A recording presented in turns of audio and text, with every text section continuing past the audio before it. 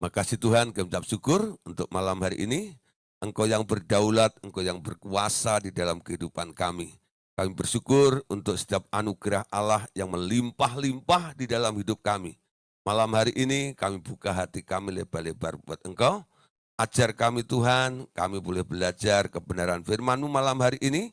Dan setiap firman ini boleh memerdekakan setiap kami semuanya. Berkati setiap anak-anak Allah yang telah tergabung malam hari ini. Kami percaya Tuhan, kami ada di dalam hadirat yang sama, kami ada di dalam frekuensi yang sama, dan kuasa Allah mengalir secara luar biasa di dalam kehidupan kita. Terima kasih. Dalam nama Tuhan Yesus kami ucap syukur dan berdoa, semua yang percaya boleh berkata bersama-sama, amin. Puji Tuhan, Bapak Ibu Saudara, salam semuanya. Saya lihat wajah-wajah yang luar biasa. Ya, saya percaya malam hari ini kita akan membahas tentang masalah pelepasan bagian yang kedua. Ya, ingat apa yang kita pelajari semalam, bahwa manusia itu ada 4 dimensi, ya bagian, yaitu roh, jiwa, tubuh, dan nyawa. Selama ini bagian nyawa jarang dibahas oleh para hamba-hamba Tuhan. Ya, jadi mereka lebih fokus kepada roh, jiwa, dan tubuh. Padahal masalah yang paling kompleks itu ada di bagian nyawa. Ternyata nyawa itu adalah sebuah software ya. Nah, software itu semakin canggih dibuat, nah keinginan dari pembuat software itu nanti akan bisa menciptakan beraneka ragam produk ya. Nah, kita tahu jiwa manusia itu terisi oleh berbagai macam roh yang dibentuk oleh nyawa, oleh keinginan. Jadi semakin kita kreatif, semakin kita banyak keinginan, berarti kita semakin memproduksi sesuatu. Nanti kalau sudah membaku menjadi sebuah sifat atau tabiat, nanti baru itu disimpan di jiwa dan menjadi label bagi manusia tersebut. Ya, contoh begini. Kalau orang rajin, ya, rajin melakukan sesuatu. Lalu di dalam jiwanya sekarang ada roh rajin. Bagaimana roh rajin itu bisa ada di dalam jiwa manusia itu? Karena orang itu mulai berkeinginan, ya, punya motivasi untuk membangun sebuah habit, ya, sebuah tabiat atau kebiasaan untuk membuat dirinya rajin. Sehingga lama-lama ada sesuatu yang sudah permanen di dalam jiwa itu, yaitu roh rajin. Sebaliknya, kalau orang itu cenderung untuk malas, malas ini, malas itu, mirip engsel pintu dulu ya. Walaupun gerak, tapi gerak di tempat. Kalau disuruh nanti alasannya di luar ada singa. Jadi nggak pernah banyak dalihnya, nggak pernah melakukan sesuatu. Lama-lama terbentuk nanti. Di dalam jiwa orang itu nanti akan muncul sebuah karakter atau sifat namanya malas. Nah, semakin banyak keinginan kreatif, semakin membentuk jiwanya penuh dengan hal-hal yang diinginkan tersebut. Nah, saudara, semua yang diinginkan oleh daging itu bersifat daging. Walaupun kelihatannya hebat, walaupun kelihatannya luar biasa, bisa ini dan bisa itu, mampu ini dan mampu itu, tapi semuanya sebenarnya untuk melayani si aku, ya, dirinya sendiri. Tapi beda dengan orang yang sudah ditebus oleh darah Tuhan Yesus, lalu mengerti bahwa hidupnya bukannya miliknya dia lagi, sekarang dia boleh mengarahkan seperti Paulus katakan, aku melupakan apa yang ada di belakangku dan mengarahkan diri kepada apa yang ada di hadapanku. Berlari-lari kepada tujuan. Keinginan Paulus hanya satu, berlari untuk mencapai sebuah target, yaitu Tuhan. Ya, nah, mulai saat itu di dalam jiwa Paulus itu terbentuk, ya, roh-roh yang sifatnya rohani. Ya, artinya semua keinginan-keinginan itu karena untuk Tuhan, nanti roh-roh yang terbentuk di dalam jiwa seseorang itu akan bersifat rohani juga. Amin. Nah, Bapak Saudara, jadi malam hari ini kita bisa mengerti sedikit ya tentang sebuah mekanisme apa yang terjadi di dalam setiap kehidupan manusia ini. Nah, oleh sebab itu hati-hatilah ya supaya kita tidak hanya membentuk atau mengumpulkan sesuatu yang kita anggap berguna tapi sebenarnya itu tidak mendukung perkembangan dan pertumbuhan dari kerohanian kita. Amin. Nah, Bapak Saudara, terus dikatakan ya, manusia ini selain dipengaruhi oleh keinginan, karena sudah ada keinginan, lalu muncullah roh-roh jahat atau roh-roh orang mati itu yang akan dompleng atau membuat sebuah landasan berdasarkan keinginan-keinginan yang ada di dalam hati Anda atau jiwa Anda tersebut ya. Nah, ada pertanyaan tadi malam ya, bagaimana apakah orang yang sudah lahir baru mengundang Tuhan Yesus menjadi orang Kristen bahkan menjadi seorang hamba Tuhan, apakah mereka masih bisa dirasuk atau kemasukan roh jahat ya sehingga perlu dilayani pelepasan. Nah, Bapak Saudara, saya bilang ya kita lihat survei membuktikan yang namanya hamba Tuhan juga bisa jatuh. Nanti kalau sudah jatuh dalihnya cuma satu ya. Ya, pendeta juga manusia. Selalu gitu ya. Nah, buktinya dia jatuh juga, betul nggak? Nah, seperti contoh tadi malam, Petrus yang notabene murid Tuhan Yesus, ternyata walaupun dia sudah dekat dengan Tuhan Yesus, dia kemasukan pikirannya iblis. Ketika Tuhan Yesus melihat kondisi Petrus itu, Tuhan Yesus berkata kepada Petrus, "Enyah iblis dari hadapanku." Ya, yang ditengkeng adalah Petrus. Tapi kenapa Tuhan Yesus bilang iblis? Hari itu, saat itu, Petrus sedang kemasukan ya roh setan. Nah, tujuannya apa? Untuk menggagalkan supaya Tuhan Yesus tidak mati di kayu salib. Itu tujuan daripada iblis masuk melalui Petrus tersebut. Amin. Nah, Bapak Saudara, oleh sebab itu, kalau Anda menjadi anak-anak Allah, hidupilah sebagai anak-anak Allah yang sebenarnya. Ya, tanda daripada anak Allah itu cuma dua. Berbahagialah orang yang membawa damai karena mereka akan disebut anak Allah. Ya. Dan orang-orang yang dipimpin oleh Roh Allah, merekalah anak Allah. Di luar itu walaupun Anda ngaku jadi anak Allah, sebenarnya Anda bukan anak Allah. Amin. Kenapa? Anda nggak dipimpin Roh. Anda nggak membawa damai. Walaupun Anda tiap hari ke gereja menjadi orang Kristen. Tapi itu bukan ya merupakan suatu ketentuan yang membuat Anda bisa disebut sebagai anak Allah. Amin. Walaupun KTP-mu Kristen sekalipun, belum tentu Anda anak Allah. Amin. Nah, tanda anak Allah adalah dua hal ini. Coba lihat. Apakah Anda membawa damai dan apakah hidupmu itu selalu mau dipimpin oleh Roh Allah atau tidak? Nanti Roh itu akan membawa Anda kepada seluruh kebenaran. Hidup Anda akan semakin benar. Arah hidup Anda akan semakin tepat. Seperti Paulus, kepada tujuan yang benar, yaitu menyenangkan hatinya Tuhan. Amin. Nah, malam hari ini kita lanjutkan ya bagian berikutnya ya tentang pelepasan. Oke, Bapak Saudara, ternyata anak-anak Allah itu diberi kuasa atas roh-roh jahat. Walaupun roh-roh jahat itu bisa masuk, pernah masuk, dan pernah ada di dalam setiap kehidupan orang-orang percaya, tapi perhatikan di sini bahwa kita diberi kuasa atas roh-roh jahat tersebut.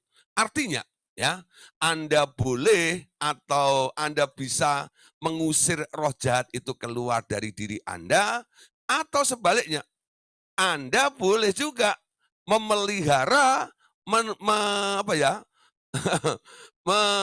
tetap ya membiarkan maksud saya roh jahat itu tetap tinggal di dalam diri Anda. Nah, itu tergantung. Karena apa? Kuasanya sekarang diberikan kepada kita. Nah, Ada orang-orang yang kadang-kadang ya mereka tak mampu untuk mengusir roh-roh jahat di dalam dirinya sendiri. Karena ada keterikatan biasanya, ada rasa sayang ya terhadap sesuatu yang masih dianggap menguntungkan dan menyenangkan dagingnya. Perlu bantuan orang lain. Nah, makanya ada orang-orang, hamba-hamba Tuhan yang menyediakan dirinya untuk melayani orang-orang yang mau dilepaskan itu. Nah, pelayan pelepasan ini kadang-kadang sering disebut dapat julukan sebagai Ghostbuster. Wah, tukang tengking ini kalau macam ya. Dulu waktu kami masih sering pelepasan, melakukan ini dan itu gitu. Nah, kami punya julukan, ini Ghostbuster katanya, pemburu hantu katanya. Waduh, ya kalau sekarang kan apa namanya banyak sekali ya yang sudah main-main di situ juga. Nah, saudara, sekarang kita perhatikan bagaimana ya kita bisa berkuasa atas roh-roh jahat tersebut. Otoritas itu ternyata diberikan ya kepada kita untuk mengusir dan menginjak setan-setan. Otoritas yang telah diberikan kepada kita itu ternyata juga untuk ya enggak, menahan kekuatan mereka sejak seseorang dilahirkan baru oleh Roh Kudus. Nah, oleh sebab itu, untuk itu kita diberi oleh Allah seluruh lengkapan senjata Allah. Amin. Nah, murid-murid Tuhan Yesus telah diberi kuasa. Murid-murid Tuhan Yesus telah diajar bagaimana mengusir setan-setan. Nah, ketika bersama dengan Tuhan Yesus, berapa kali mereka diizinkan oleh Tuhan untuk bertemu dengan kasus-kasus ya. Nah, untuk mengusir setan-setan, untuk menyembuhkan orang sakit, untuk ya yang lain-lain juga menolong orang-orang yang sedang punya masalah yang dibawa kepada timnya Tuhan Yesus itu. Nah, di sini murid-murid Tuhan Yesus diberi atau telah diberi kuasa dan diajar untuk mengusir setan. Dan ketika itu sebenarnya ya kondisi mereka adalah dalam masa kedagingan mereka. Ya, kenapa disebut kedagingan? Nanti saya jelaskan sedikit. Tiba saatnya suatu ketika mereka akan diajar untuk menyangkal diri dan kedagingan mereka. Hingga dalam mengusir setan pun ternyata mereka harus mendengar perintah Tuhan Yesus yang hadir di dalam hati mereka. Nah, hari ini kita pun diajar demikian oleh Roh Kudus. Amin. Nah, Bapak Saudara, ketika murid-murid itu diajar atau diberi kesempatan untuk mengusir setan, mereka tuh jadi arogan, ya. Satu kali ada orang yang melawan, ya, atau membahayakan dari kelompok murid-murid Yesus ini. Melihat kondisi seperti itu, salah satu murid Yesus berkata, "Guru, ya, izinkan aku menurunkan api dari langit untuk membakar mereka itu." Ya, Yesus bilang, "Jangan." Gitu, "Jangan." Nah, itu pernah terjadi pada masa Elisa, bukan? Elisa itu pernah bakar orang, Saudara. Saking kuasanya hebat, dia bakar 2 pasukan yang akan menangkap itu ya. Nah, pasukan yang ketiga itu enggak dibakar, karena apa? Dia merendahkan hati, gitu, memohon-mohon kepada Elisa itu. Tapi Elisa mampu menurunkan api dari surga itu untuk membakar musuh-musuhnya. Dan itu terjadi juga kepada murid-murid Tuhan Yesus. Ya, orang yang berkuasa penuh dengan urapan dan powerful, biasanya kalau ego dan kedagingannya itu belum dihabiskan, cenderung untuk atau enggak ya, arogansi biasanya. Ya. Nah, arogansi. Kalau semua lingkungannya kelihatannya baik, ya, itu enggak muncul. Tapi nanti kalau dagingnya itu atau haknya itu disentuh, dikurangi sedikit saja, mulai bereaksi. Dan karena dia merasa punya power, punya kuasa, lalu dia pakai kuasa itu bukan untuk kemuliaan Tuhan, tapi untuk memenuhi apa yang kurang di dalam dagingnya itu. Nah, itulah yang disebut sebagai keinginan-keinginan dagingnya. Nah, Bapak Saudara, sekarang kita diajar ya dalam masa revisi ini mengusir setan tetap ya itu perintah, tidak dibatalkan. Tapi caranya sekarang itu yang dirubah. Setiap kita mau melakukan sesuatu, bukan karena Anda ingin melakukannya, tapi Anda harus tanya, minta persetujuan dulu kepada Tuhan Yesus. Ya, dan bagaimana cara untuk mengusirnya pun, sekarang Anda nggak boleh kreatif. Kira-kira dengan cara apa ya? Anda mulai mikir-mikir sendiri. Tanya Tuhan. Ya, jadi sekarang budayakan. Untuk apa? Melatih diri Anda untuk mendengar suara Tuhan, bergantung kepada Tuhan, dan sedikit-sedikit tanya sama Tuhan. Supaya apa? Kita mulai belajar melakukan sesuatu tepat seperti apa yang Tuhan mau di dalam kehidupan kita. Nah, itu bukan kedagingan.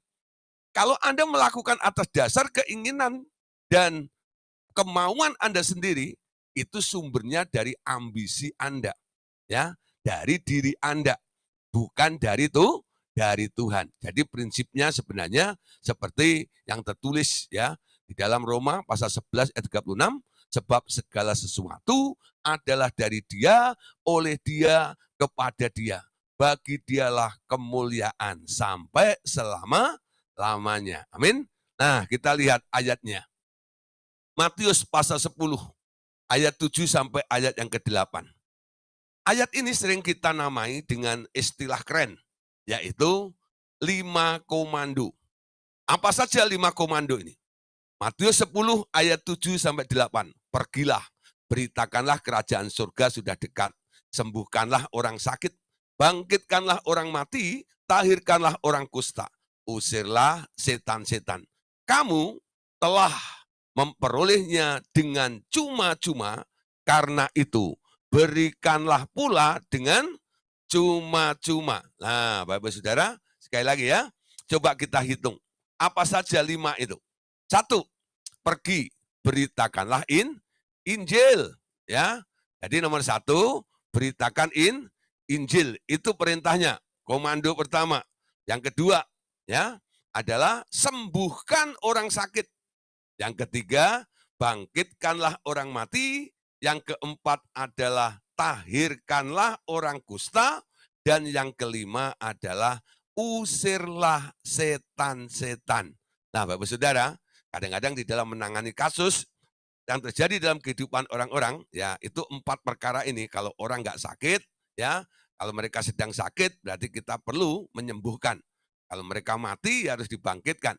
Ya, kalau ada kusta, harus ditahirkan. Nah, yang terakhir adalah tentang setan-setan.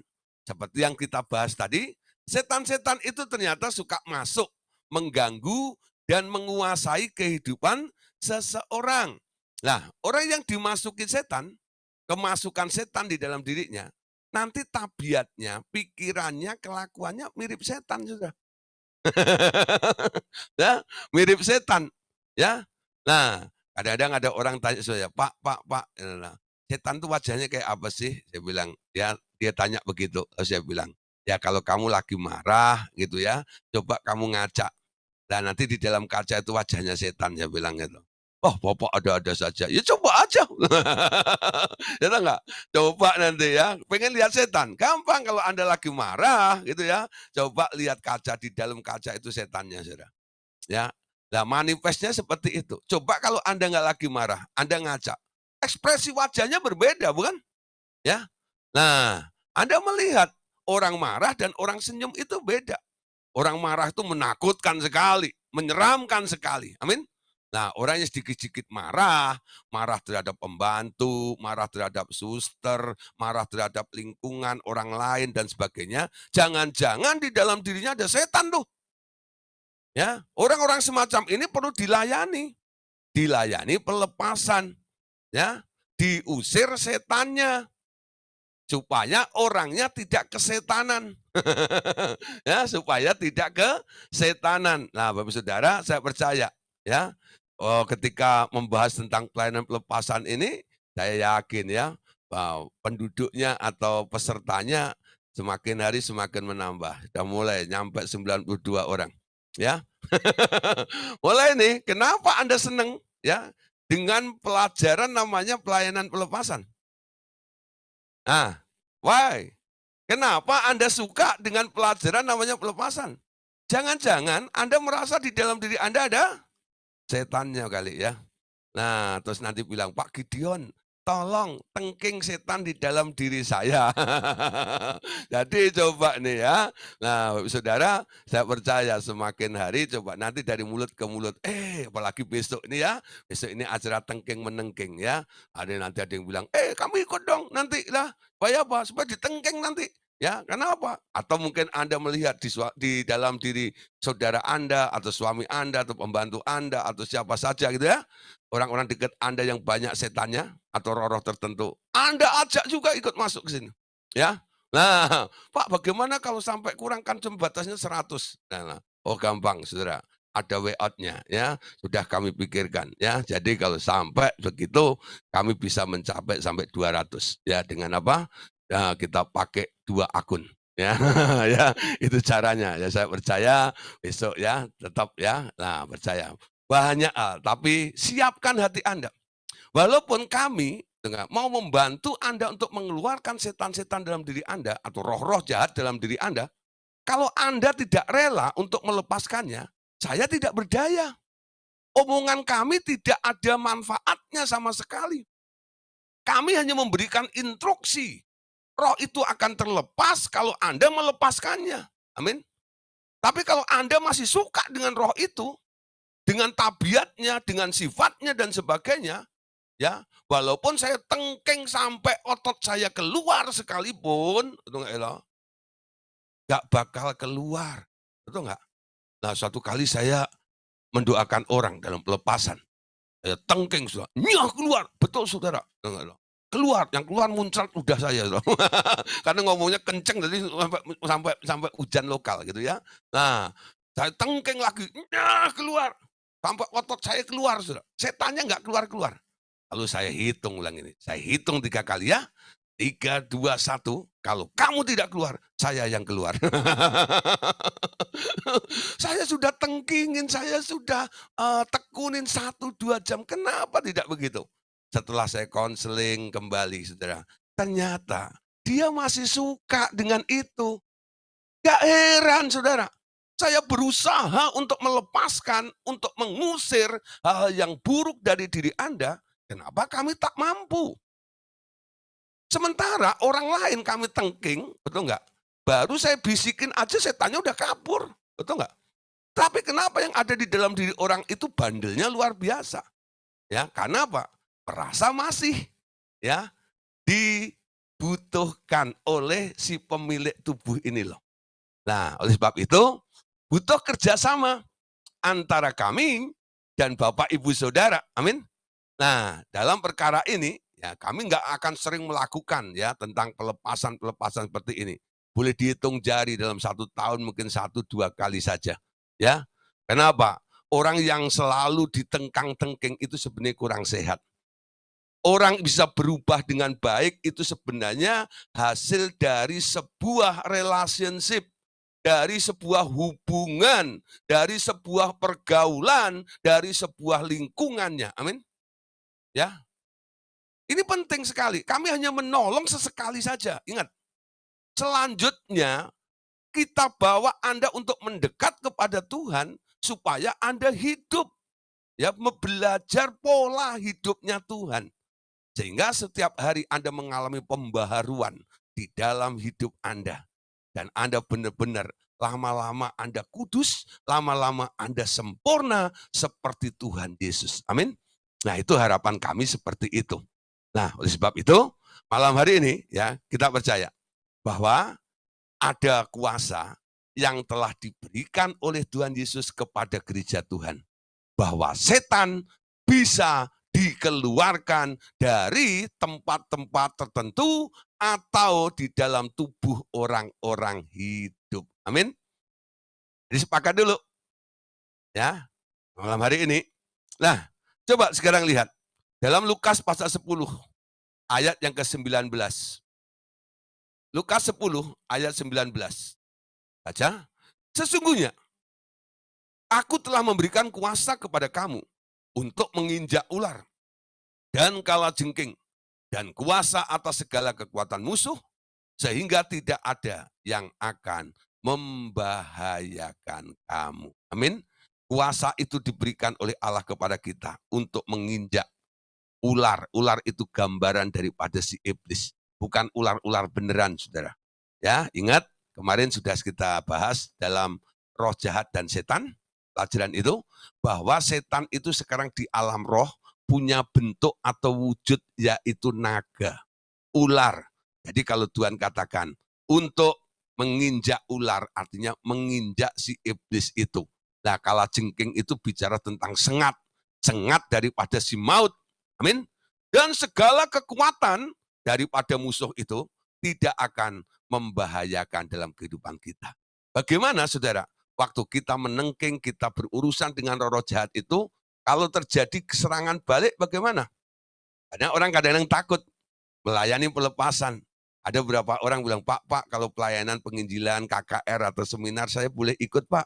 Nanti tapi kalau pelayanan pelepasan saya nggak mau ikut Pak. Kenapa? Takut Pak. Nanti ya orang lain ditengking nanti masuk ke saya. Nah kalau kamu masih takut seperti itu ya jangan ikut saya bilang ya. Nah tapi kalau hanya ikut acara-acara KKR saya atau seminar-seminar atau ikut waktu kami mengajar di daerah-daerah, silahkan rame-rame sambil refreshing ya. Nah caranya gimana? Ternyata Tuhan memberikan perlengkapan senjata kepada kita semuanya. Itu tertulis di dalam Efesus pasal 6 ayat 13 sampai ayat yang ke-18. Sebab itu ambillah seluruh perlengkapan senjata Allah, supaya kamu dapat mengadakan perlawanan pada hari yang jahat itu. Dan tetap berdiri sesudah kamu menyelesaikan segala sesuatu. Jadi, berdirilah tegap, berikat pinggangkan kebenaran, dan berbaju sirahkan keadilan. Kakimu berkasutkan kerelaan untuk memberitakan Injil damai sejahtera. Dalam segala keadaan, pergunakanlah perisai iman. Sebab dengan perisai itu kamu akan dapat memadamkan semua panah api dari si jahat. Dan terimalah ketopong keselamatan dan pedang roh, yaitu firman Allah. Dengan segala doa dan permohonan, berdoalah setiap waktu di dalam roh dan berjaga-jagalah di dalam doamu itu dengan permohonan yang tak putus-putusnya untuk semua orang-orang kudus. Ya. Jadi ada perlengkapan senjata Allah yang diberikan oleh Allah kepada kita. Yang pertama apa tadi? Kita harus berdiri tegap, ya, berikat pinggangkan kebenaran, ya, berbaju sirahkan keadilan. Ada ketopong juga yang diberikan oleh Allah kepada kita. Tapi saudara, ada satu hal yang dilewatkan oleh orang-orang atau orang-orang yang melayani itu, yaitu kakimu berkasutkan kerelaan untuk memberitakan Injil damai sejahtera.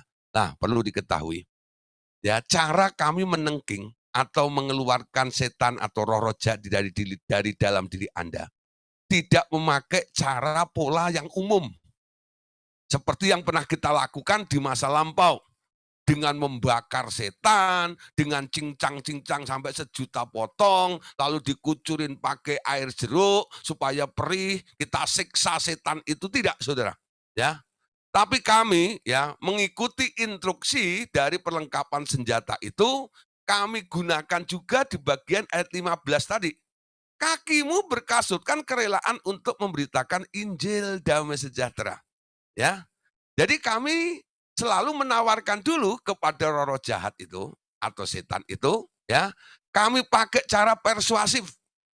Dengan kami bujuk, dengan kami beritahu, kami sadarkan dulu, ya, supaya dia bisa bertobat. Injil berkasutkan kerelaan. Kalau orang lain nggak mau melakukan dan dia tetap tengking, ya silahkan saudara.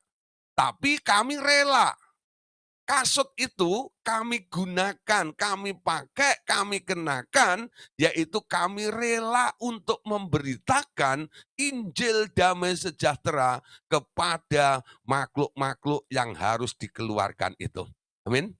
Nah, biasanya saudara, makhluk-makhluk itu kalau kami perlakukan dengan halus, secara persuasif seperti ini, nanti manifestasinya nggak brutal. Keluarnya dengan sopan, ya. Bahkan ada makhluk-makhluk ya, itu yang dari dalam diri orang-orang yang kami tengking itu, ada juga yang bilang begini, "Terima kasih Pak ya, udah dikeluarkan," gitu. Ada juga yang begitu. Ya toh, "Terima kasih Pak, sudah dikasih tahu," gitu ya.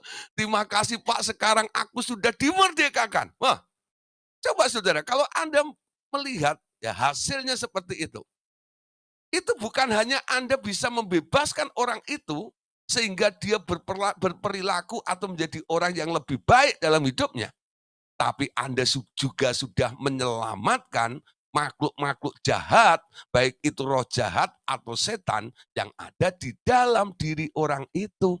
Amin. Nah, jadi nanti lihat sudah ya, jangan nunggu, wah kalau dilayani oleh si itu tuh biasanya sampai guling-guling ya. Kenapa nggak bantal, kok guling gitu ya. Nah, bantal guling juga boleh ya. Wah, sampai wah.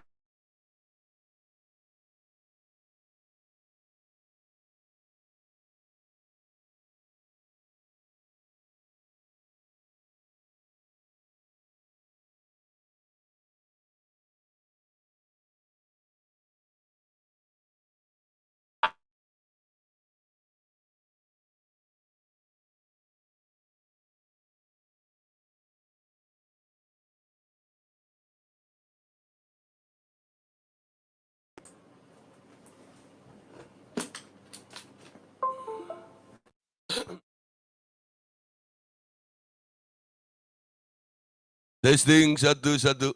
Ya. Setannya nggak mau. Aduh Tuhan ya. Tes tes 1 2 3. Oke, ya. Tadi sampai di mana? Gak apa-apa ya, harap maklum ya. Sampai guling-guling kali ya. Guling-guling dan bantal tadi. Nah, saudara, nah sekarang ya, nanti kalau Anda melihat ya, manifestasi Anda nggak usah mikir, wah kalau dilayani pendeta ini atau hamba Tuhan itu biasanya berontak seperti ini. Nanti kadang-kadang setan atau roh-roh itu keluar dari diri Anda, nyaris Anda nggak kerasa. Ya, kadang-kadang Anda cukup dengan menguap, kadang-kadang hanya cukup berkeringat seperti itu, ya. Itu sudah bersih juga kadang-kadang. Jadi tidak harus disertai dengan manifestasi yang kasar seperti itu. Kenapa? Kami perlakukan dengan tidak kasar. Kecuali saudara, sudah dilakukan dengan persuasif, dibujuk, diberitahu dia tetap bandel, dan harus keluar dari orang itu, terpaksa saya minta bantuan malaikat surgawi untuk menyeret keluar dari orang itu. Ya, itu jarang-jarang kami lakukan. Tapi demi orang yang kami layani harus bersih, kami harus minta bantuan malaikat surgawi untuk mengeluarkan roh itu. Kenapa? Rohnya bandel, saudara. Ya, ada yang begitu. Ya, tapi itu bukan niat awal kami, bukan untuk apa? Menyiksa, untuk menghajar mereka. Amin. Ya. Jadi sekarang gampang sih. Tapi walaupun manifestasinya itu enggak brutal, enggak begini dan segala macam, Anda juga harus persiapkan besok ya, supaya Anda juga harus siap pada waktu dibersihkan nanti. Amin. Nah, sekarang perhatikan. Dalam 2 Korintus pasal 10 ayat 3 sampai ayat yang ke-6. Paulus masih katakan juga begini, memang kami masih hidup di dunia, tetapi kami tidak berjuang secara duniawi. Karena senjata kami dalam perjuangan bukanlah senjata duniawi, melainkan senjata yang diperlengkapi dengan kuasa Allah yang sanggup untuk meruntuhkan benteng-benteng. Kami mematahkan setiap siasat orang dan merubuhkan setiap kubu yang dibangun oleh keangkuhan manusia untuk menentang pengenalan akan Allah. Kami menawan segala pikiran dan menaklukkannya kepada Kristus. Dan kami siap sedia juga untuk menghukum setiap kedurhakaan bila mana ketaatan kamu telah sempurna. Amin. Nah, apalagi saudara yang perlu digarap, ya. Paulus katakan, ya, senjata-senjata itu diberikan kepada kita semuanya untuk pertama, meruntuhkan benteng-benteng. Nah, manusia itu suka buat benteng. Bentengnya di mana? Bentengnya di pikiran. Ya, bentengnya di pikiran. Nah, nanti malam coba mulai merenungkan. Benteng apa yang sedang Anda bangun, yang sudah Anda bangun, setinggi apa, setebal apa ini kira-kira. Ya, yang tahu Anda sendiri itu. Jadi nanti kalau saya bilang, ayo semua benteng-benteng pikiran, keluar semua, aku robohkan dalam nama Tuhan Yesus. Anda tahu jenis apa, betul nggak? Ya, karena ini pelayanan massal dan lewat online. Masalahnya begitu ya. Jadi Anda harus kreatif sendiri, itu enggak ya?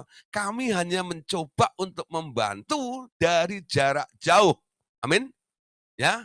Kuasa Allah tidak dibatasi oleh ruang, waktu, dan gerak. Amin. Dia bisa ya transfer, dia bisa mengalir, dia bisa bermanifestasi walaupun hanya lewat apa ini namanya? Lewat online seperti ini. Amin. Nah, berapa kali saya doain orang lewat telepon, saudara, ya. Orangnya muntah-muntah, saudara, ya. Orangnya mengalami pelepasan. Saya ngomongnya di mana? Ini sama, saudara. Saya ngomong ada di Metro Permata 1, ya enggak lah. Nah, Anda yang ada di sekitar ini, Jakarta, sampai di luar negeri pun malam hari ini, Anda yakin juga ya, Anda percaya bahwa roh-roh itu akan mendengar instruksi saya.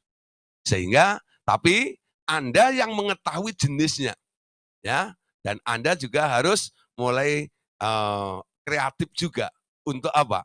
Untuk melakukan sebuah tindakan untuk bersama-sama mengeluarkan itu.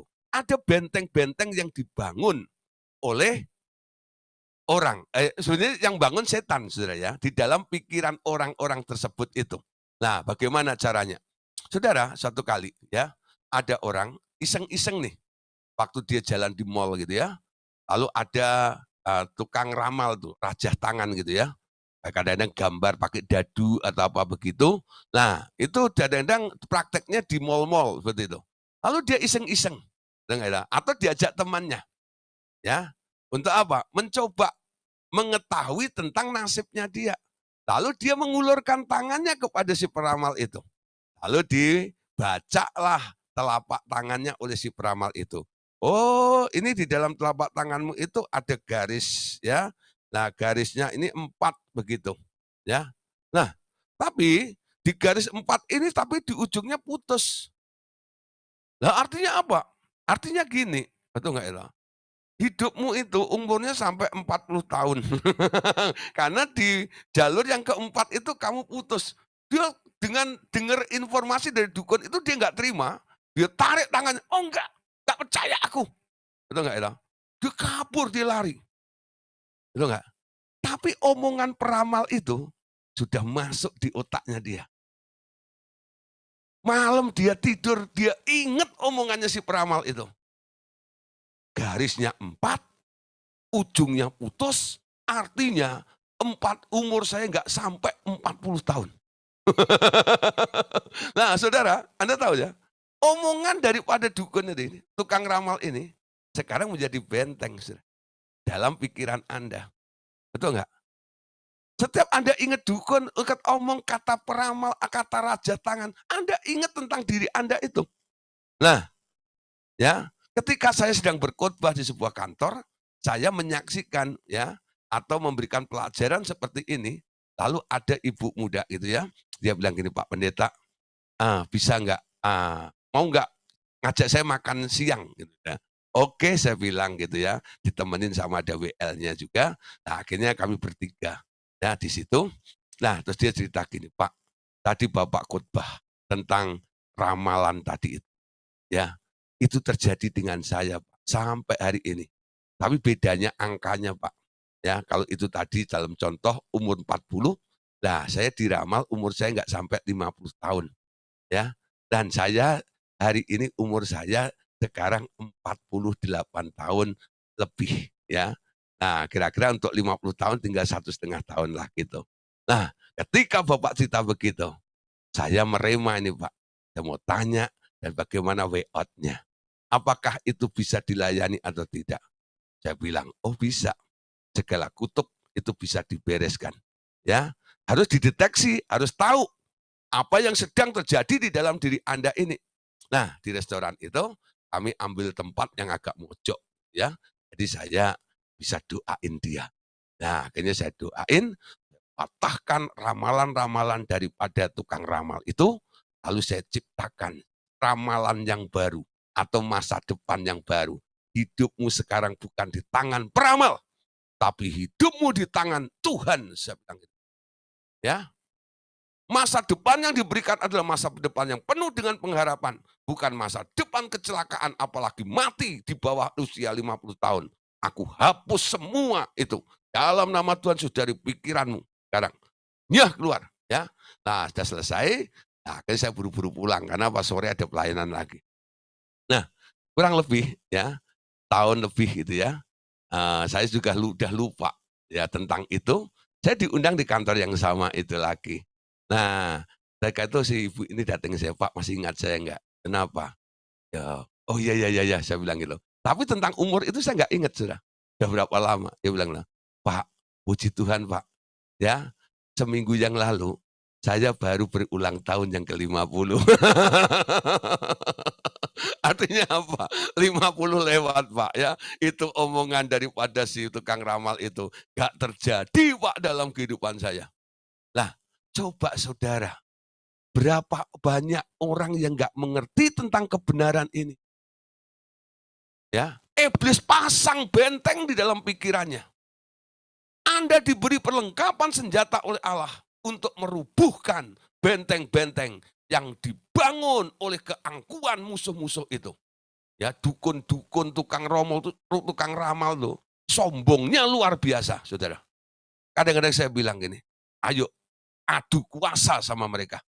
Ya, roh yang ada di dalam diri saya lebih besar daripada dukun-dukun itu. Saya bilang gitu. Saya tantang kadang-kadang. Kenapa? Saya anak Allah.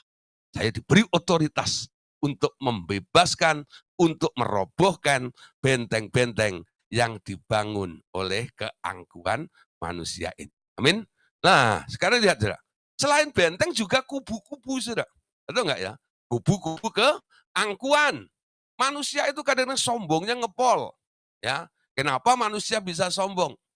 Karena merasa dirinya sukses. Karena merasa bisa ini dan bisa itu. Amin.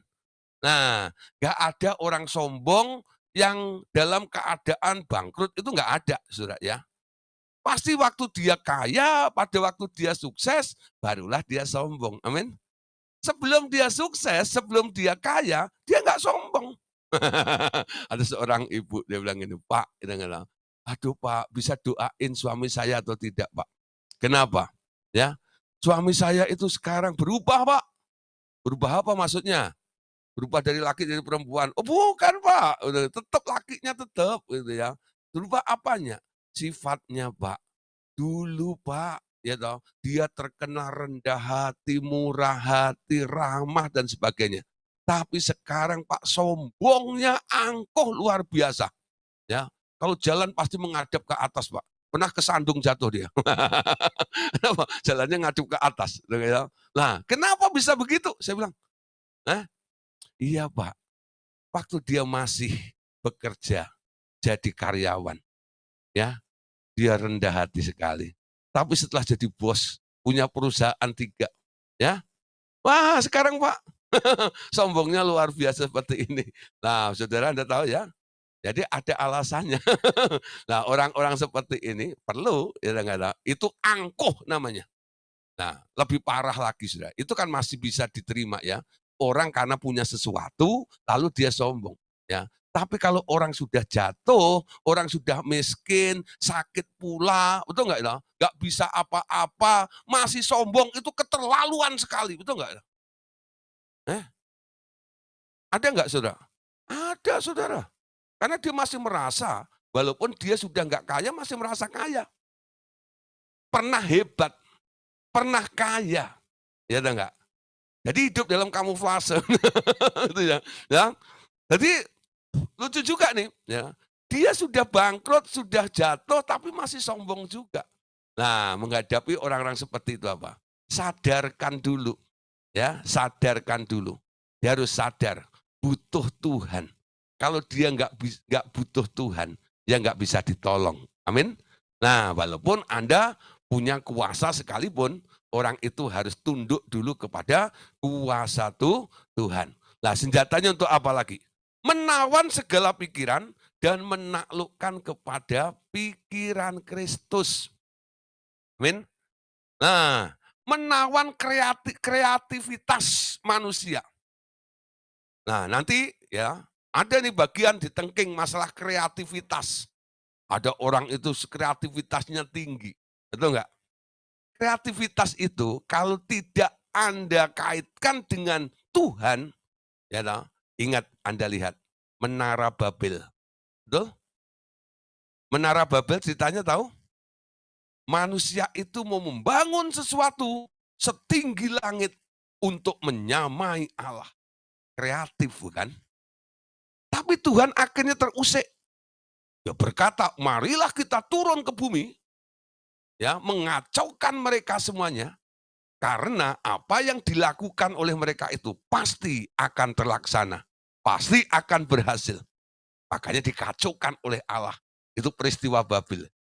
Ya, itu boleh dikatakan juga dosa kreativitas, tapi tidak dihubungkan dengan Allah untuk kemegahan diri sendiri.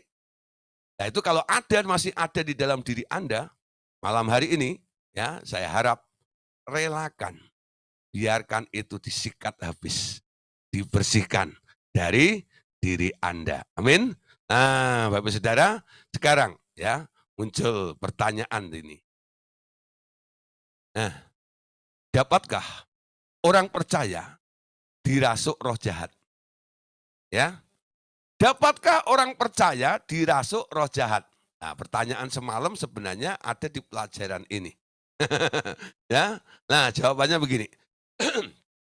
Banyak yang menolak kebenaran ini dengan berkata bahwa orang percaya tak mungkin dirasuk roh jahat. Dasarnya karena orang itu berpegang pada ayat ini dari 2 Korintus pasal 6 ayat 14. Ya, apa bunyinya? 2 Korintus 6 ayat 14 pasal 14. Ya, 2 Korintus 6 ayat 14 dan ayat 17. Ya. Janganlah kamu merupakan pasangan yang tidak seimbang dengan orang yang tak percaya. Sebab persamaan apa yang terdapat antara kebenaran dan kedurhakaan? Atau bagaimana terang dapat bersatu dengan gelap? Sebab itu keluarkanlah kamu dari antara mereka dan pisahkanlah dirimu dari mereka, firman Tuhan. Dan janganlah menyentuh apa yang najis, maka aku akan menerima kamu. Amin.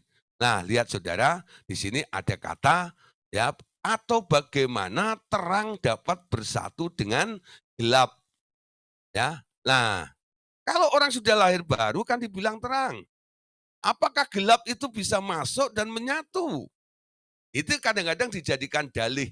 Orang ya mengatakan bahwa kuasa kegelapan tidak bisa masuk ke dalam tubuh orang yang sudah lahir baru atau percaya kepada Tuhan Yesus. Tapi perlu diketahui Bapak Ibu Saudara bahwa sebenarnya ayat ini tidak berbicara masalah hadirnya roh jahat dalam diri manusia. Tapi ayat ini berbicara tentang ikatan persekutuan, ya. Ayat ini berbicara tentang ikatan persatuan. Ayat ini berbicara tentang ikatan atau kongsi atau tentang pasangan hidup, ya. Jadi tidak ada kaitannya dengan roh jahat dan orang hidup atau orang percaya itu. Nah, sekarang kita lihat, bila hati seseorang tidak mengasihi Tuhan, ya, sebaliknya mengasihi dunia atau roh-roh dunia yang akan menguasainya. Kenapa orang tidak mengasihi Tuhan? Mungkin karena dia kecewa dengan Tuhan, doanya nggak dijawab, betul nggak? Dan lain sebagainya, lalu kecewa dan tidak mengasihi Tuhan lagi. Disitulah orang mulai ya akan kemasukan roh-roh jahat. Karena dia mulai berpikir jahat tentang Tuhan. Roh jahat itu dapat tinggal di dalam jiwa seseorang.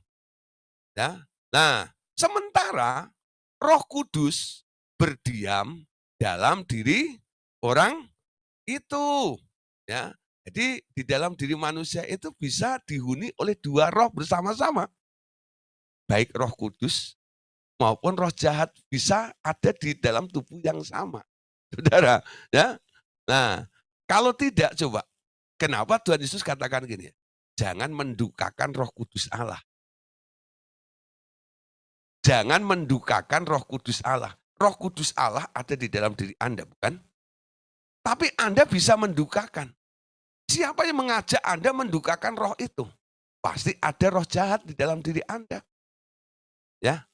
Jadi ada dua kekuatan yang sedang berperang di dalam diri Anda. Nah, itulah yang perlu dibersihkan. Nah, muncul pertanyaan, kan Roh Kudus itu hebat. Roh Kudus itu kan powerful. Dalam Kisah Rasul pasal 1 ayat 8 dikatakan, kamu akan menerima kuasa kalau Roh Kudus turun ke atas kamu. Kalau Roh Kudus tinggal di dalam kamu. Nah, kata kuasa di sini dipakai kata dunamis atau dinamit. Artinya apa? Harusnya Roh Kudus itu mampu untuk menggeser atau mengusir roh-roh jahat dari dalam diri Anda, kan? Nah, tapi saudara, faktanya, kenyataannya tidak seperti itu. Roh Kudus yang Anda anggap sakti, hebat dan luar biasa itu, ketika di dalam tubuhmu ada roh jahat, Roh Kudus nggak menengking itu. Dia nggak menggeser itu, saudara. Ya, nah, sekarang Roh Kudus bisa masuk ke dalam dirimu karena Anda undang, Anda welcome.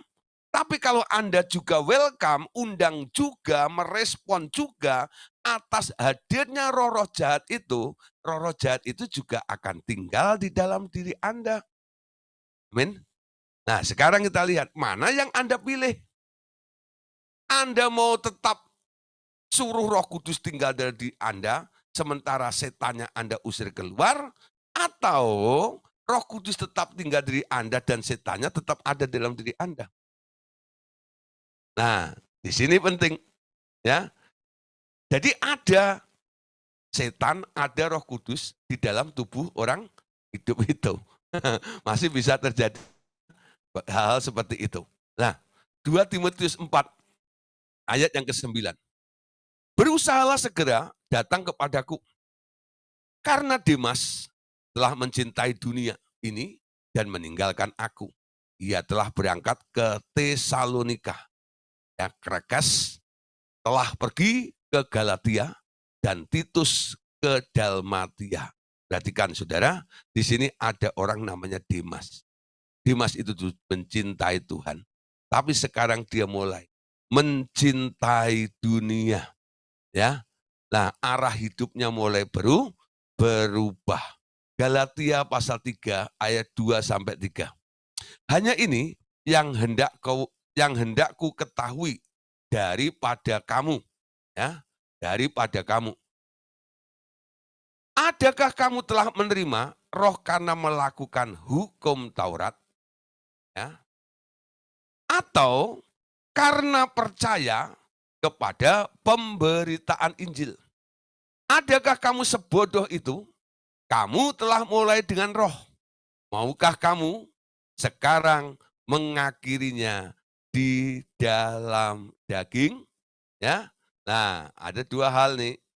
Mungkin mulai awalnya Anda dipimpin oleh Roh sebagai anak Allah. Tapi dalam perjalanan kehidupan Anda, ada yang intervensi. Roh-roh jahat itu membuat Anda mulai ya dipimpin oleh daging dan fatalnya Anda mulai mengakhiri hidup Anda dengan dipimpin oleh daging. Amin. Paulus menganjurkan supaya banyak orang tidak hidup di dalam kedagingan. Ya. 1 Timotius pasal 5 ayat 14 sampai 15. Dia membuat aturan-aturan dalam jemaat Tuhan itu. Karena itu aku mau supaya janda-janda yang muda kawin lagi, beroleh anak, memimpin rumah tangga, dan jangan memberi alasan kepada lawan untuk memburuk-burukan nama kita. Karena beberapa janda telah tersesat mengikuti iblis. Nah, Bapak Saudara, jadi ada anjuran daripada Paulus ya, khususnya untuk para janda. Janda-janda yang masih muda, tapi janda yang suaminya meninggal ya, bukan janda mati, ya bukan janda cerai. Beda Saudara ya, memang tidak ada keterangannya ya. Nanti janda jangan pikir, oh jadi janda saya cerai aja deh, jadi janda, besok kawin lagi, cerai lagi, kawin lagi, kan masih muda. Itu kan katakan begitu, masih laku gua. Janda-janda muda. Kenapa Saudara? Nah, janda-janda muda itu bahaya, ya. Kenapa? Jadi incaran biasanya para hidung belang itu, laki hidung belang gitu ya. Nah, itu nggak tahu ada roh apa gitu ya.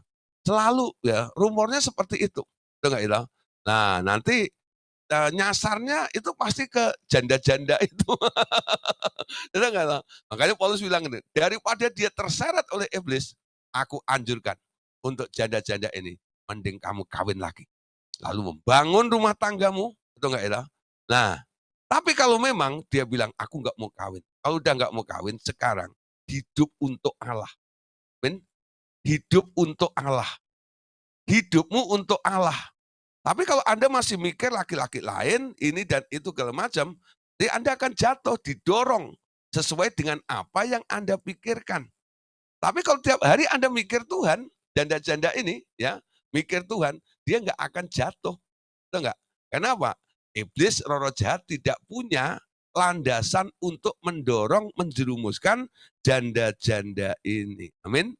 Nah, besok nggak saya tengking roh janda-janda enggak. Ayo roh janda-janda keluarnya keluar dalam nama Yesus, nggak ada tuh ayatnya. Ini hanya himbauan, itu enggak ya toh. Kalau masih ada keinginan untuk kawin-mawin, ya toh, silahkan nih beresin dulu urusan administrasinya, ya. Lah nanti baru nanti diteguhkan atau dinikahkan oleh hamba Tuhan yang resmi. Amin.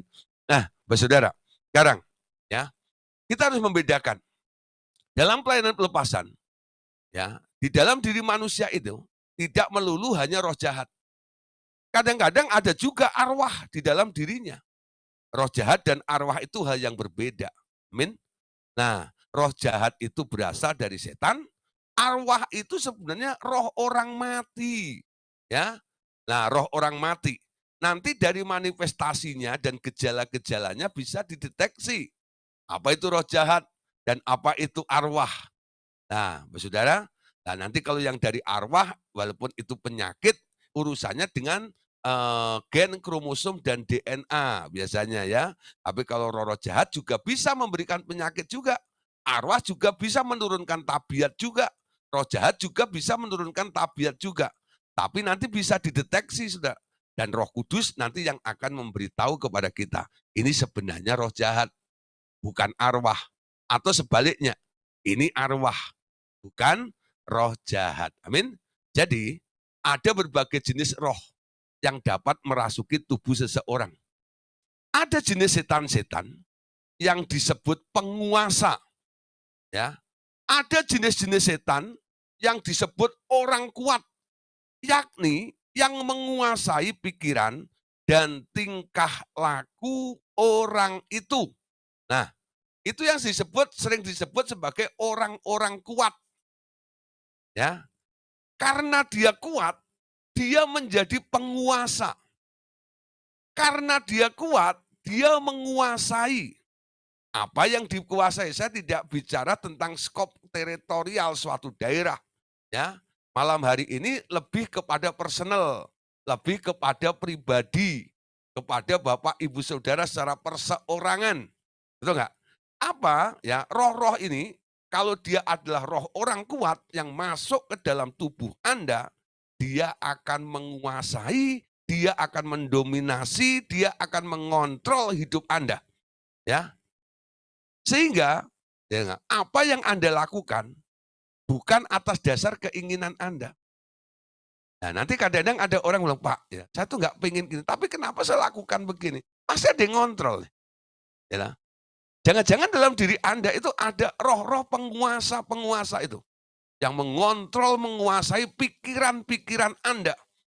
Nah, tadi dikatakan ada senjata-senjata yang diberikan oleh Allah untuk menaklukkan pikiran-pikiran itu, lalu ditaklukkan kepada ketaatan pikiran Kristus. Amin. Nah, jadi bagi Bapak Saudara yang ada kendali spirit istilahnya ya, controlling spirit atau kendali spirit ini, nah nanti mulai nih ya, Tuhan ya, merdekakan aku dari kendali spirit. Ya, karena apa? Ada roh orang kuat, ya, roh penguasa yang sedang menguasai, yang sedang beroperasi, yang sedang bermanifestasi di dalam diri Anda. Ya, nah perhatikan di sini.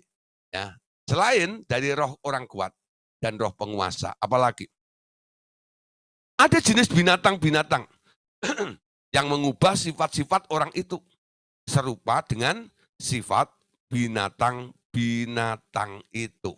Nah, Bapak Ibu Saudara, kita perhatikan. Binatang itu ada rohnya. Ya, ada rohnya. Orang belajar bela diri atau silat, ya, yang sering kita lihat di TV, Cina ngamuk. Itu enggak?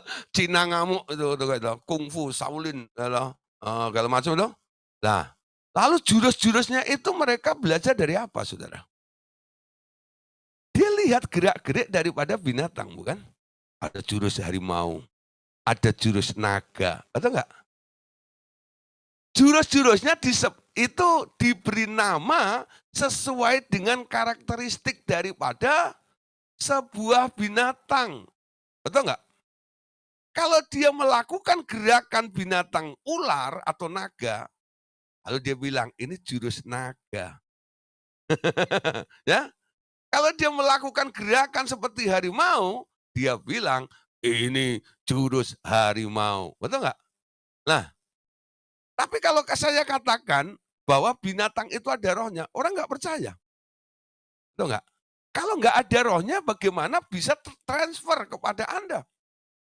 Sifat itu roh. Betul nggak? Sifat itu roh.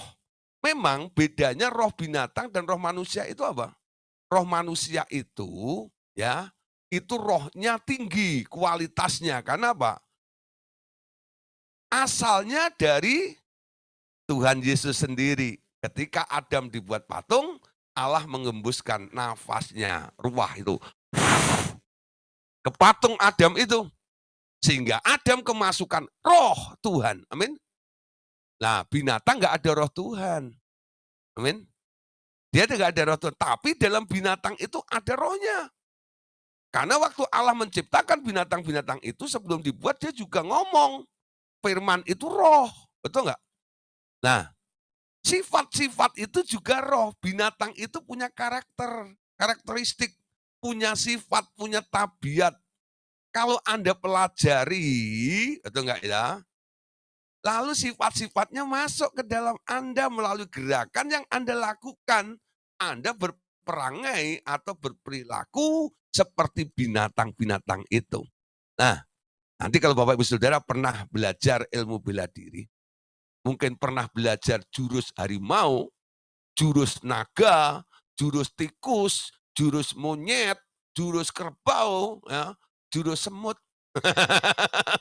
Jurus apa lagi? Ya, jurus badak. Ya toh nggak? Ya, nah itu macam-macam loh jurus itu ya. Nah, nanti kalau ditengking gitu kayak gitu, "Ayo, roh kucingnya keluar." Meong. Kok bisa? Ya, tahu-tahu dari Ambon kok ada kucing, meong. Di mana itu? Nah, jangan-jangan dulu dia belajar ilmu kucing. Ya nggak? Nah, bisa terjadi seperti itu, ya. Nah, yang tahu Bapak Ibu sudah ya, tadi malam sudah saya bilang, coba hal-hal yang pengen dilepaskan, dibebaskan dari diri Anda, buat catatan, ya. Buat catatan, dengan Anda membuat catatannya, paling enggak Anda tahu bagian-bagian apa yang harus dilepaskan. Kalau perlu, kalau sudah buat catatan, itu enggak ya, besok pagi-pagi Anda boleh WhatsApp ke saya itu, betul enggak ya? Nah nanti kalau ada yang belum ada di daftar, data-data yang saya pakai, saya gunakan ini bisa saya tambahkan kira-kira, ya. Apa yang perlu ditengking dari Bapak Ibu Saudara, amin, ya, ya. Karena kami tidak sempat untuk interogasi Bapak Ibu Saudara, betul nggak? Nah, bukan berarti saya ini cari masukan apa roh apa, enggak. Apa yang sedang Anda alami yang butuh ditolong untuk ditengking, itu enggak ya?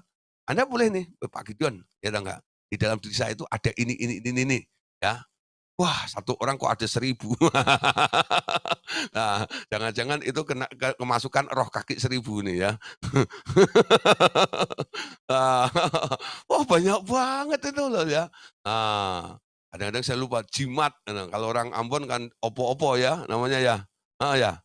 Oh, punya opo-opo, jimat-jimat dan sebagainya.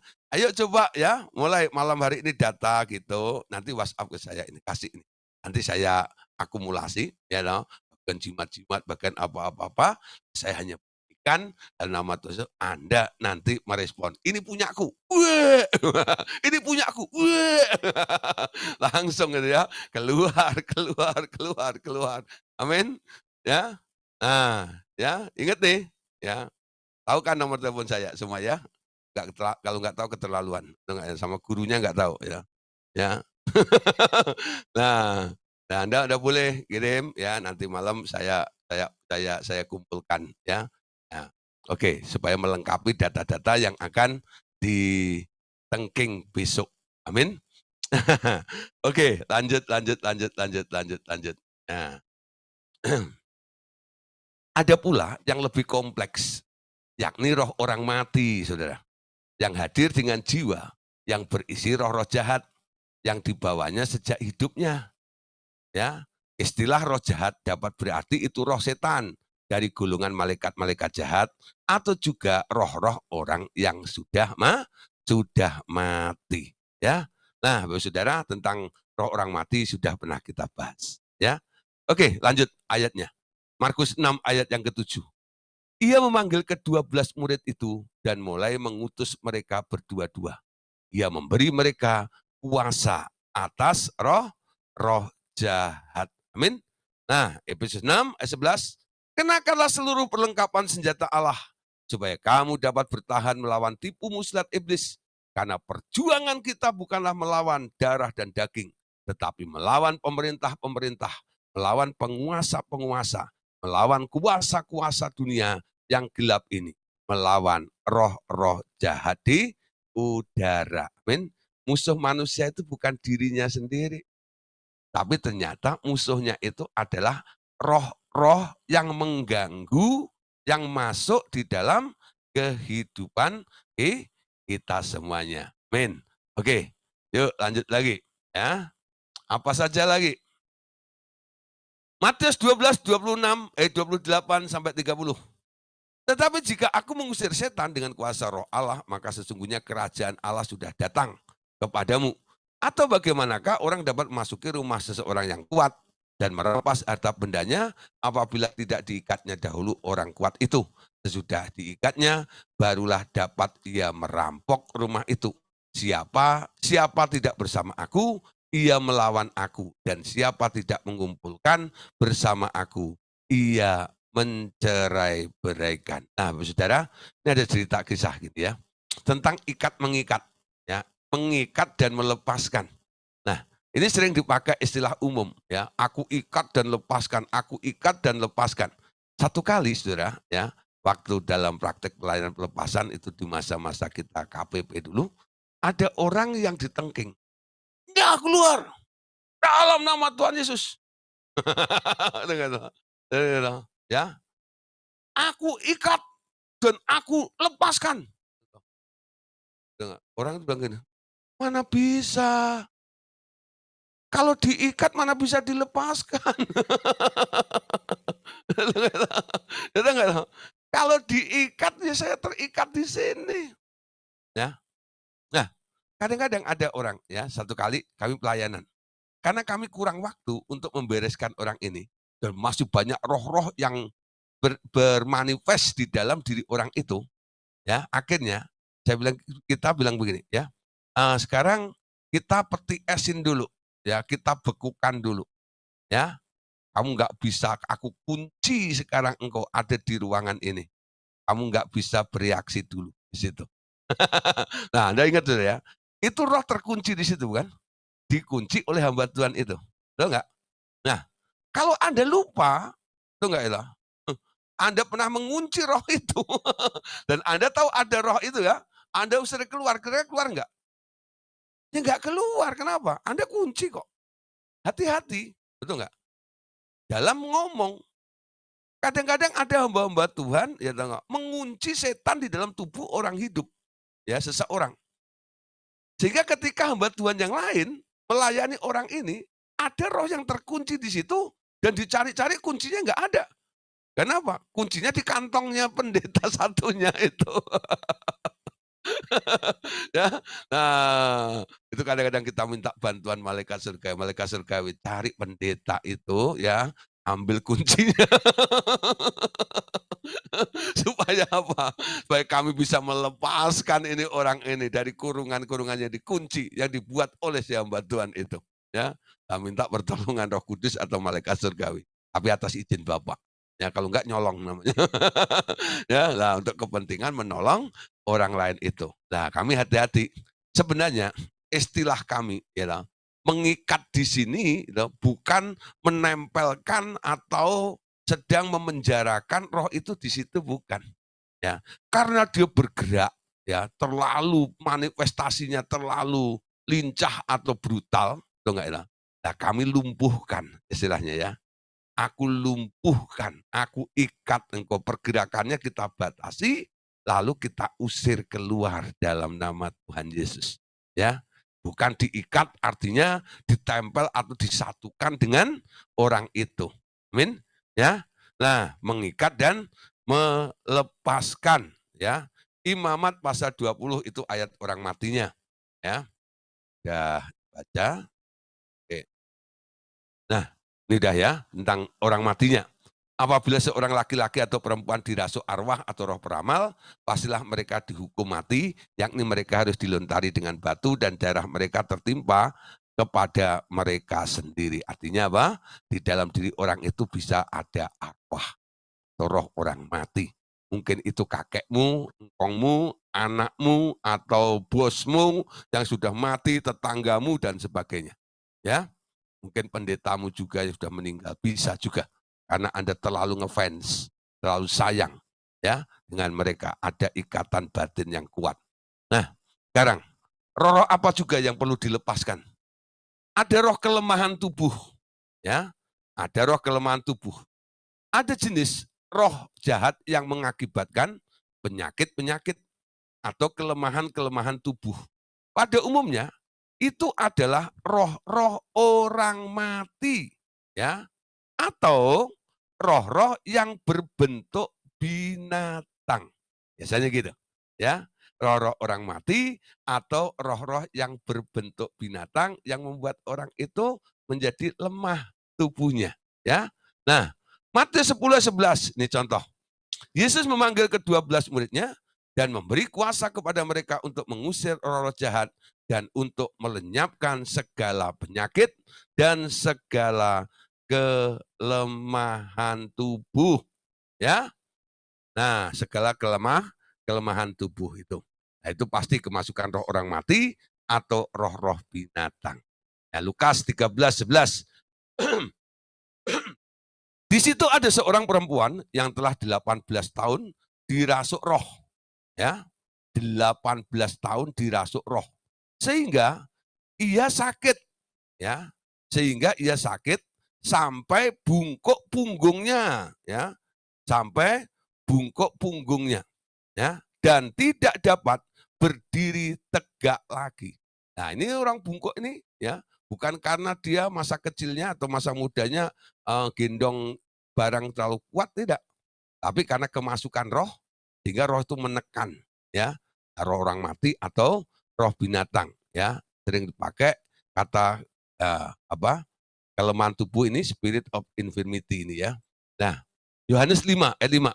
Di situ ada seorang yang sudah 38 tahun lamanya sakit, dipakai kata juga infirmity, ya. Nah, ini kelemahan tubuh juga yang disembuhkan oleh Tuhan Yesus di kolam Bethesda itu, ya. Nah, Markus 9:25. Ketika Yesus melihat orang banyak makin datang berkerumun, ia menegur roh jahat itu dengan keras, "Hei kau, roh yang menyebabkan orang menjadi bisu dan tuli, aku memerintahkan engkau keluar dari anak ini dan jangan memasukinya lagi." Ya. Nah, saudara, kalau kita tengking roh itu, jangan lupa kasih juga arahan. Kamu aku usir keluar dan jangan memasukinya lagi. Amin. Nah, sekarang saudara, ya, bagian terakhir, roh-roh apa saja yang perlu dibereskan dari diri Anda. Nah, tabiat saudara, ya, atau perilaku, tabiat dan roh jahat. Nah, orang kadang-kadang punya tabiat buruk. Anda sudah bosan dengan tabiat buruk Anda. Nah, perlu dibereskan. Anda perlu, ya, supaya mengalami pembaruan atau perubahan, memiliki tabiat yang baik. Bagaimana caranya? Ternyata hadirnya roh-roh jahat itu, ya, dalam jiwa seseorang itu bisa mengubah orang itu menjadi jahat. Karena roh jahat itu memanifestasikan dirinya melalui tubuh orang yang dipakainya, ya. Jadi perubahan tabiat ini karena kemasukan roh orang mati. Nah, mengubah karakter seseorang hanya dapat terjadi dengan cara mengusir roh-roh jahat itu keluar dari diri orang itu. Nah, roh-roh yang menguasai alam pikiran seseorang juga dapat ditengking keluar. Hingga pikiran orang itu nanti akan menjadi benar. Coba kita lihat ayat-ayatnya, saudara, ya. Kolose 3, ayat 5-8. Karena itu, matikanlah dalam dirimu segala sesuatu yang duniawi, yaitu percabulan, kenajisan, hawa nafsu, nafsu jahat, dan juga keserakahan yang sama dengan penyembahan berhala. Semuanya itu mendatangkan murka Allah di atas orang-orang yang tidak taat. Dahulu kamu juga melakukan hal-hal itu ketika kamu hidup di dalamnya.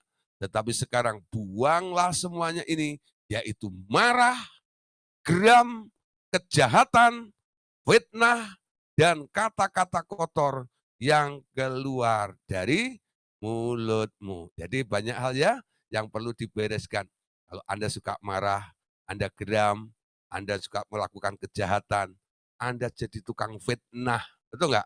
Ya, fitnah lebih kejam daripada pembunuhan, ya. Atau, ya, kata-kata kotor, kebun binatang semuanya. Nah, besok kalau saya sebutkan isi daripada kebun binatang Ragunan, Bapak Ibu Saudara bilang, gajah keluar, kancil keluar, nah, siapa tahu, ya, memang dalam diri Anda suka ada kata-kata kotor yang keluar dari diri Anda. Nah, itu harus dibereskan semuanya, ya. Ada lagi saudara, tentang pikiran yang membawa kepada sebuah perbuatan, ya. Jadi ini sebuah kreativitas, ya, atau inovasi biasanya. Jadi tidak puas dengan sebuah rutinitas, dia pengen tentang sesuatu yang baru untuk mencoba-coba situasi atau keadaan yang baru. Dia mulai berpikir, berkreativitas namanya. Ya, Roma 1 ayat 28.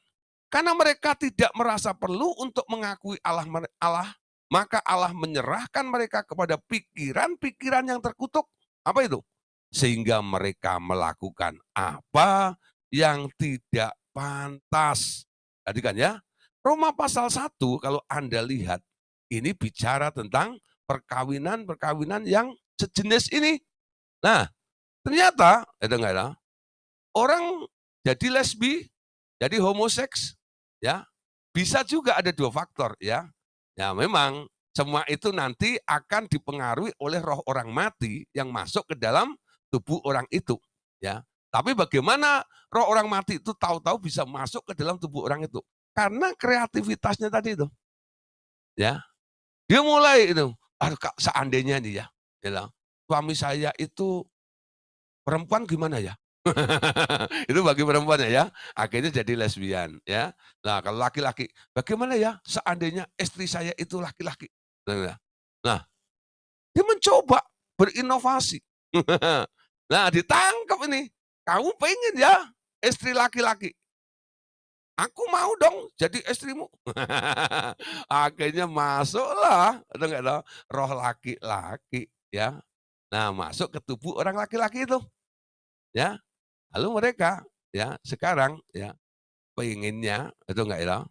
Nah beda lagi, ya sorry ya, roh orang perempuan yang masuk ke dalam orang laki-laki itu, sehingga walaupun dia laki-laki, dia pengennya kepada laki-laki. Bisa terjadi seperti itu. Nah itu ditengking roh perempuannya. Nah itu bisa ditangani ya. Nah sekarang Matius 5 ayat yang ke-8. Ayat Matius pasal 5 ayat 2 sampai 5 ya.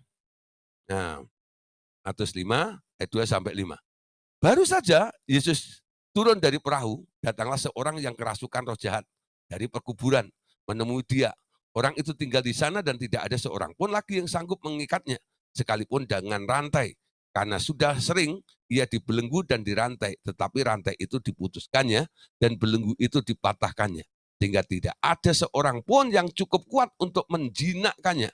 Siang malam ia berkeliaran di perkuburan dan di bukit-bukit sambil berteriak-teriak dan memukul dirinya dengan batu ya. Nah, ini sebenarnya roh legion ya. Ini roh orang mati juga yang merasuk orang jadi gila ya. Ayat 6 8. Ketika ia melihat Yesus jauh, berlarilah ia mendapatkannya lalu menyembahnya dan dengan keras ia berteriak, "Apa urusanmu dengan aku, hai Yesus anak Allah yang maha tinggi? Demikianlah jangan siksa aku."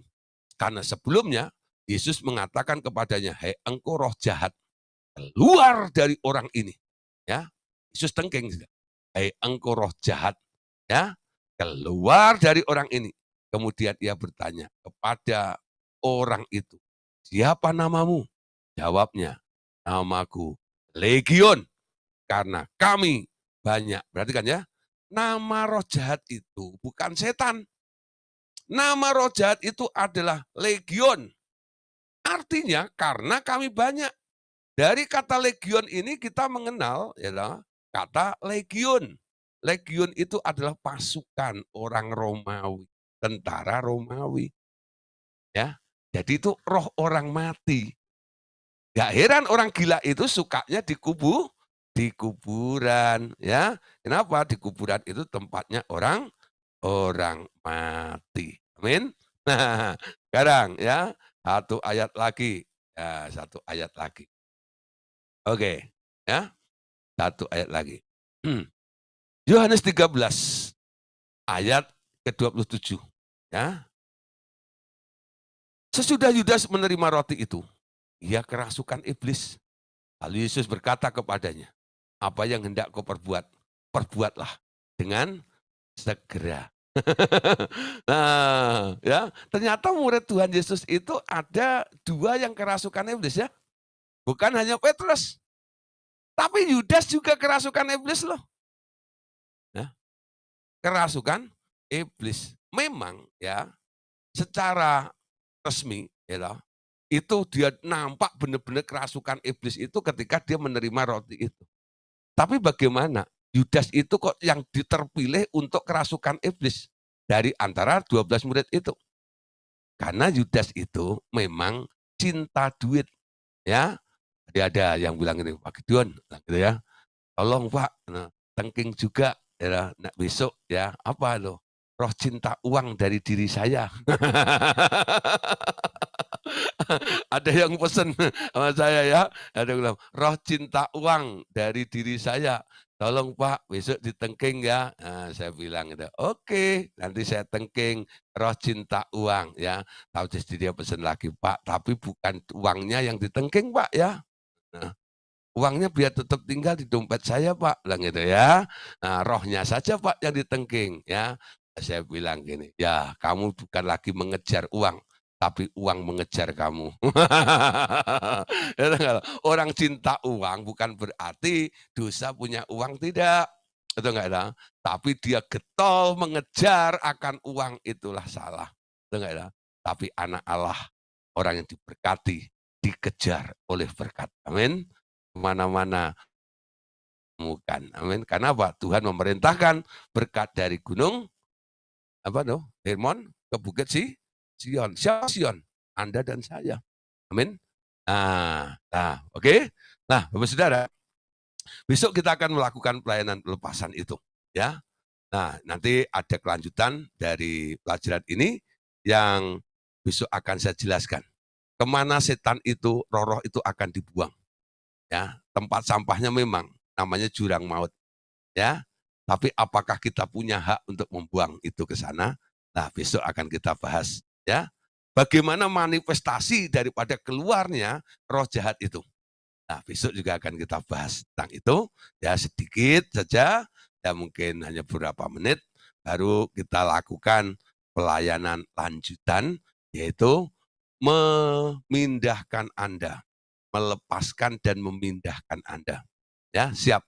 Jadi saran saya bagi Bapak Ibu Saudara, ya, kalau Anda merasa perlu beban itu terlalu berat dan sudah lama sekali sulit untuk dibereskan dari hidup Anda. Kalau Anda perlu berpuasa, silahkan. Besok silahkan puasa. Ya, ya besok bisa silahkan puasa, nggak apa-apa. Ya. Nah, tadi PR yang sebelumnya catat itu kira-kira roh-roh apa yang kira-kira mungkin agak unik dan mungkin Pak Gideon pasti nggak tahu ini. Anda boleh kirim ke saya juga, ya. Nah, nggak tahu roh roh dari Cirebon apa? Roh roh apa ya? Ya ada macam-macam saya nggak ngerti kadang-kadang. Nah, ini kayaknya gitu perlu dia. Nah, nanti boleh saya tambahkan pada list saya dan nanti bisa saya, saya ucapkan pada waktu menengking semua roh-roh dari dalam ibu bapak semua. Amin. Nah, besok jangan terlambat, ya. Saya percaya pasti rebutan tadi, ya, lokasi tempatnya. Tapi kami sih menyediakan cadangannya, itu kalau perlu, itu juga belum kami coba, kalau bisa. Tapi paling enggak 100 orang ini, itu yang bisa masuk lebih dahulu, ya. Nah, besok siapkan diri Anda, kita akan melakukan praktek pelayanan pelepasan. Siapkan tisu, ya, koran di rumah Anda masing-masing. Anda pelayanan, ya ini self service namanya, amin. Ya, oke. Tuhan Yesus memberkati kita semuanya. Ayo buka semuanya.